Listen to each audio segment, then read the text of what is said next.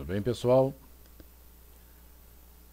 Primeirão, estamos aí com o estudo da literatura portuguesa.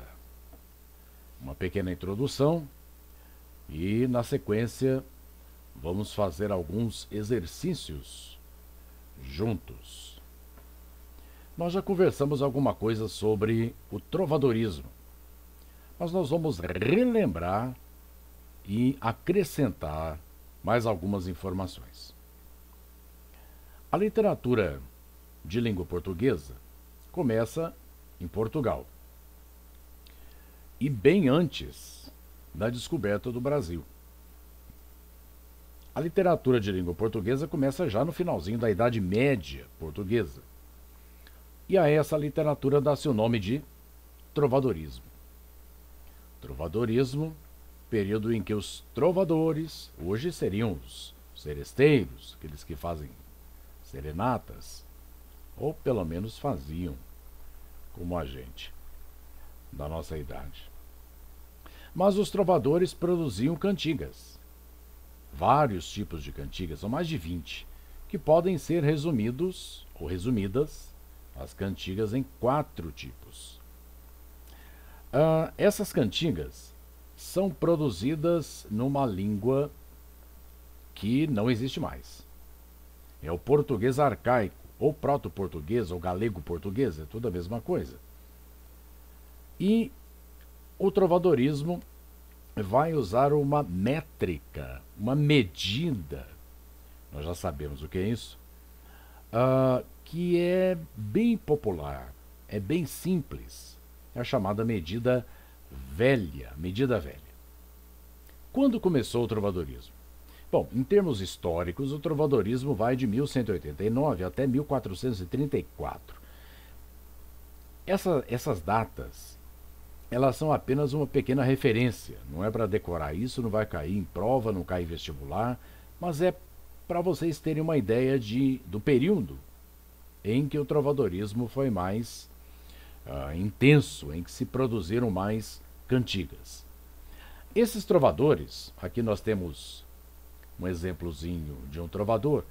Esses trovadores usavam instrumentos musicais. Afinal de contas, eles produziam cantigas, e a cantiga é para ser cantada, Então, é um único período da literatura em que o texto é feito para a música e a música é feita para o texto.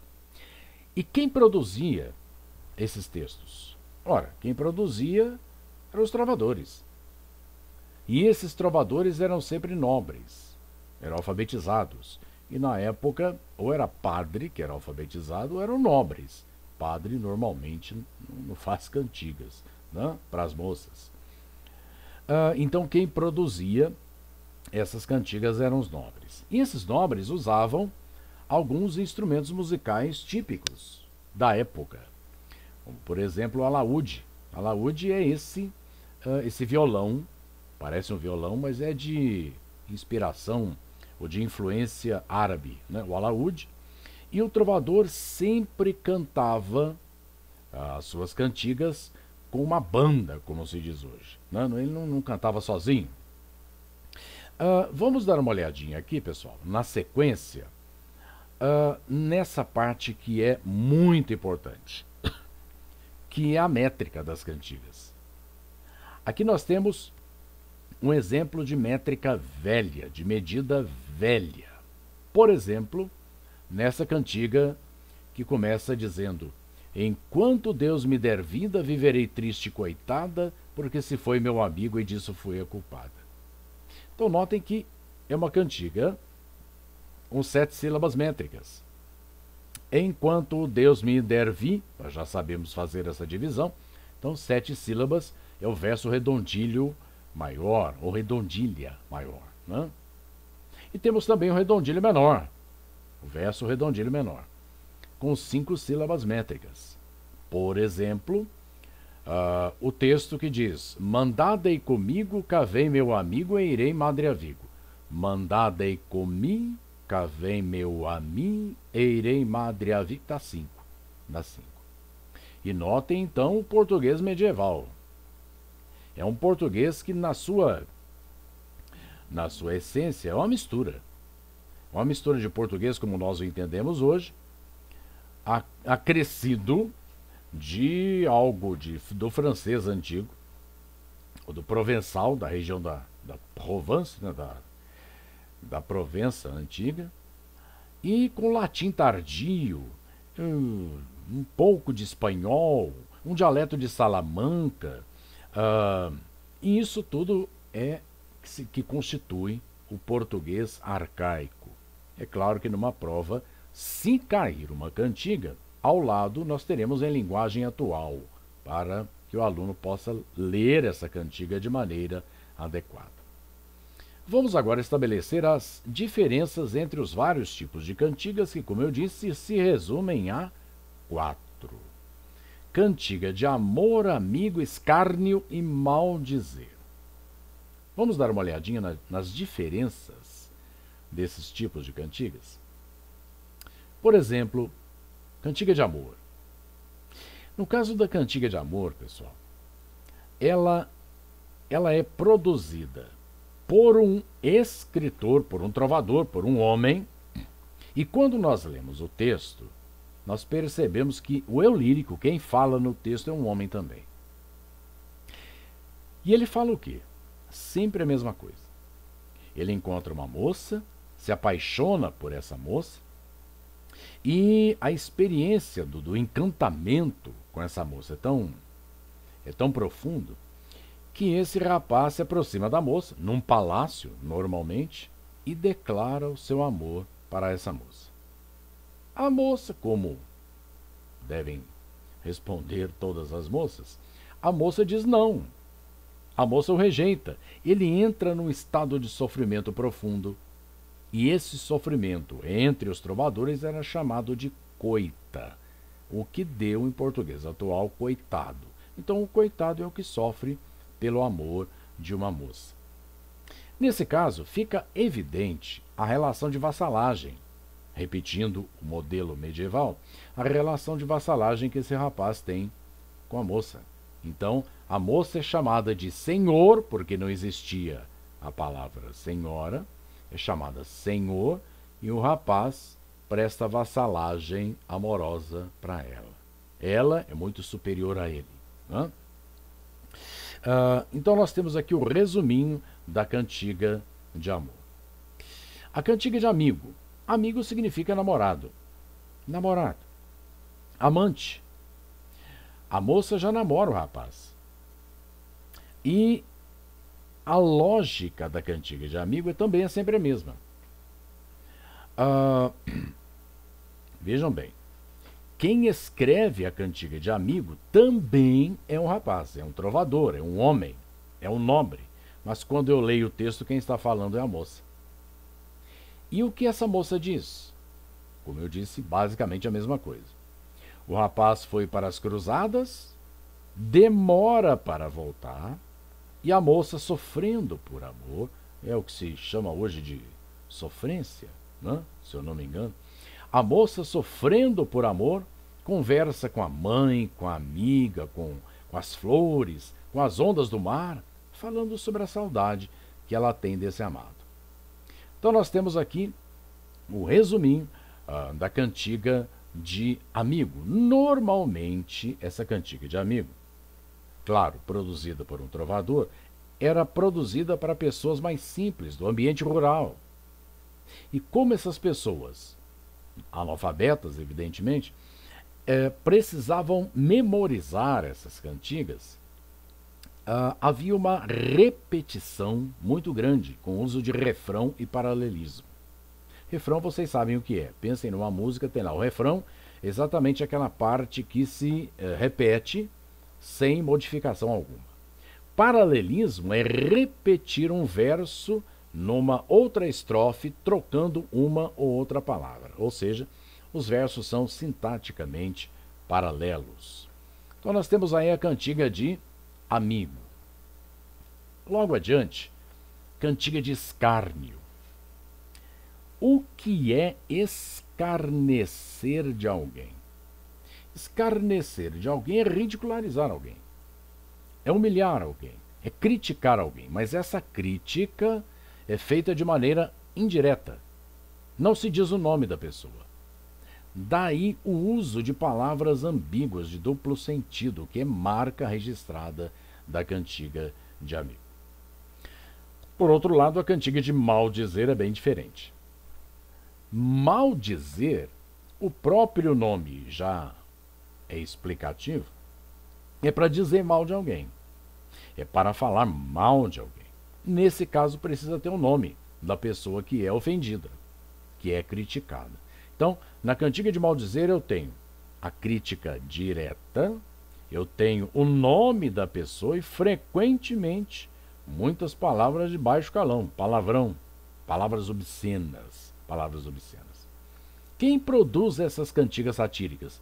O mesmo trovador, o mesmo trovador. Quem canta essas cantigas satíricas? Frequentemente é o jogral, é o bobo da corte. Nós vamos ver alguns exemplos, pessoal, para clarear um pouco essas informações. Aqui na sequência, eu tenho uma cantiga de amor. Observem que eu estou no ambiente do palácio, um ambiente palaciano. E nesse ambiente palaciano, eu tenho um rapaz que se aproxima da moça, vê que a moça é belíssima e, encantado com a beleza dessa moça, ele declara o seu amor para ela. Ela diz não, ela o rejeita e ele entra em estado de sofrimento. E ele chama essa moça de senhor. Agora, o interessante é que para a mulher, nessa época, ser chamada de senhor, ela tinha que ser casada com um senhor feudal para ser chamada de senhor. Então esse rapaz cantava uma moça casada? Sim. Sim. E o marido sabia. Sabia e se sentia até honrado por ter a esposa homenageada, seduzida. Um rapaz, um trovador tentando conquistar a sua própria esposa, né?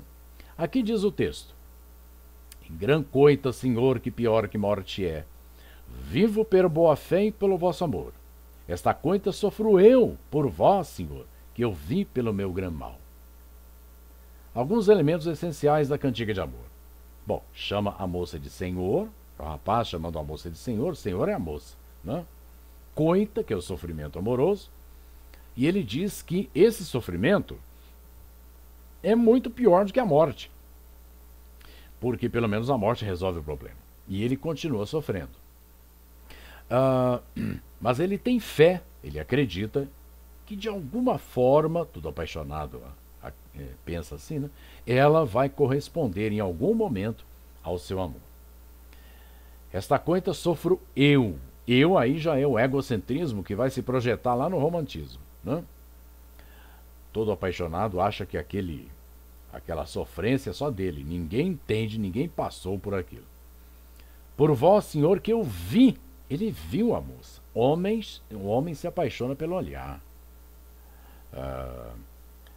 O homem se apaixona quando vê a moça. É amor à primeira vista. Amor à primeira vista, né? Então eu tenho aí um exemplo de cantiga de amigo. Cantiga de amigo. Na sequência, pessoal, na cantiga de amor. Cantiga de amor, perdão, cantiga de amor. Então, eu lírico masculino, a moça é chamada de senhor e a coita é o sofrimento amoroso. Bom, cantiga de amigo. Cantiga de amigo. Nesse caso aqui, a moça está esperando pelo rapaz, pelo amado, ele não vem. E ela vai até Vigo. Vigo hoje é na Espanha, um porto, para ver se o rapaz está voltando das cruzadas. Como ele não voltou, ela conversa com as ondas do mar e pergunta: ondas do mar de Vigo, se vistes meu amigo, e ai Deus se verá cedo. Ondas do mar levado, se vistes meu amado, e ai Deus se verá cedo. Se vistes meu amigo, porque eu suspiro, e ai Deus se verá cedo. Se vistes meu amado, porque é gran cuidado, e ai Deus se verá cedo. Então, ela chega para as ondas do mar e pergunta: Ondas do mar, vocês viram meu namorado? Oh, meu Deus, será que ele vai voltar logo? Esse ai Deus se verá cedo é o refrão. Mas notaram que nós temos uma repetição de versos. Ondas do mar de vingo, ondas do mar levado. Se vistes meu amigo, se vistes meu amado. Isso é o paralelismo. É o paralelismo. E nesse caso ela termina dizendo, olha, eu tenho um grande cuidado, uma grande preocupação. Ondas do mar, vocês não viram meu namorado? Essas cantigas que falam sobre o mar são chamadas de marinha também. E se essa mesma cantiga é feita num barquinho, chama-se barcarola, como nós temos aqui ao lado o exemplo. Dá para perceber o trovador com o seu alaúde cantando no barquinho. É uma barcarola. Mas resume-se tudo em cantiga de amigo. Então, nesse caso, eu tenho o autor continua sendo masculino, mas o eu lírico é feminino. Quem fala é uma mulher. E ela sempre fala sobre a mesma coisa, sobre a saudade que ela tem do amado dela. Né? Mais adiante, pessoal, eu tenho uma cantiga de escárnio. Cantiga de escárnio. Como nós dissemos, uma cantiga de escárnio é aquela que faz uma crítica a alguém sem dizer o nome. Nesse exemplo aqui, o texto fala sobre um nobre, um tal fulano, um conhecido, só que é Dom Fuão, Dom Fulano. Se é Dom, é nobre. Esse texto fala sobre um nobre que sempre se disse muito valente, muito bravo. E se fosse para as cruzadas, lutaria e mataria muitos mouros, né? Muitos inimigos. E então ele foi convocado. Foi para as cruzadas, e quando ele viu aqueles árabes armados até os dentes, com aquelas cimitarras enormes, aquelas espadas, né? Botou o rabinho no meio das pernas e voltou correndo para Portugal, provando que era um covarde. Diz o texto, Dom Fuão, que eu sei que a preço de livão, ou seja, eu sei que ele é um covarde, vedes que fez em guerra da questo sou sertão. Olha só o que ele fez na guerra, e disso eu estou certo. Só que viu genetes como boi que fertavam, assim que viu lá os cavaleiros, armados até os dentes, sacudiu-se, resolveu-se, alçou o rabo, botou o rabinho no meio das pernas e foi-se a via Portugal. E voltou correndo para Portugal.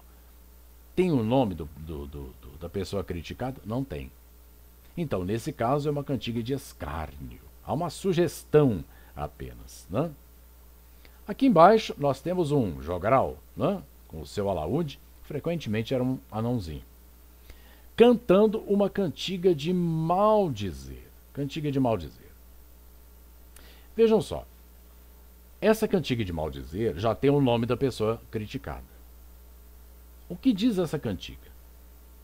O texto afirma, quem a sua filha quiser dar um trabalho, mister, com que saiba aguarrir, com que saiba ganhar a vida, a Maria Dominga há de ir. Olha o nome da pessoa criticada aqui, pessoal. Maria Dominga. Maria Dominga. Ou nesse caso, eu já tenho o nome da pessoa. Portanto, é cantiga de maldizer. Olha, se você quiser dar à sua filha um trabalho com que ela saiba ganhar bastante dinheiro, leva lá na Maria Dominga. Porque a Maria Dominga é a dona do prostíbulo. A Maria Dominga vai ensinar a sua filha a ganhar muito dinheiro. E o texto diz, que a saberá bem mostrar. E direi-vos que lhe fará.